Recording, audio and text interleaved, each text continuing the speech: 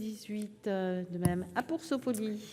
Merci madame la présidente. Je pense qu'il faut reléguer l'usage des fusées et fumigènes au niveau contraventionnel, tout en conservant le caractère délictuel des pétards et bombes artisanales.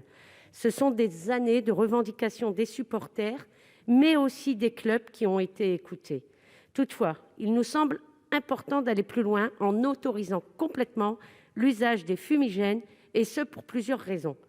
Comme le rappelle le rapport Marie-George Buffet et Sacha Houlié, le caractère dangereux des fumigènes résulte aujourd'hui de leur interdiction, qui conduit les supporters à les allumer en se dissimulant, notamment sous des bâches qui ne sont pas inufugées. De la même manière, alors que la détention ou l'usage de fumigènes représente 40 % des IAS, selon le chiffrage des deux députés, cela ne fait que renforcer la prise des risques des supporters. On voit bien que l'interdiction et la répression mise en œuvre depuis des années ne servent à rien, l'usage des fumigènes n'ayant jamais été aussi répandu.